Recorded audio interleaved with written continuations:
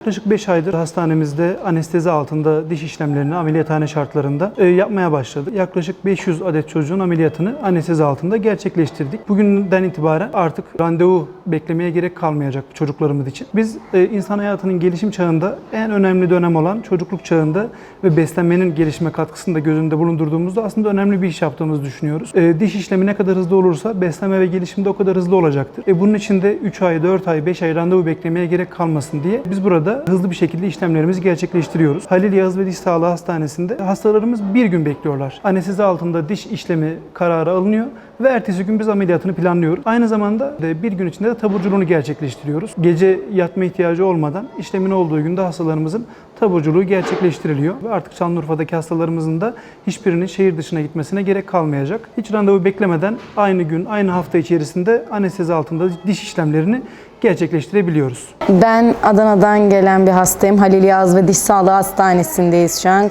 5 yaşındaki kızımın diş tedavisi için geldik. Geçen hafta geldik. Bu hafta için bize randevu verildi. Adana'da hiçbir şekilde randevu bulamıyorduk. Buraya geldiğimiz gün randevu bulduk. Ve özel hastanelerde orada bizden yüksek miktarlarda muayene ücretleri, tedavi ücretleri istediği için şu an buradayız. Biraz önce ameliyatımız bitti. Çok başarılıydı. Çok güzel geçti. Her şey için teşekkür ederiz.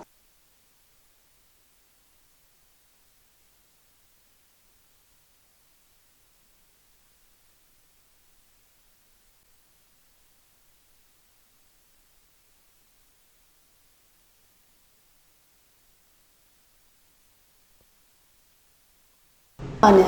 4 tane. 4 tane. Şimdi benim parmaklarımı sık bakayım. Sık hadi sık sık sık sık. Sık daha.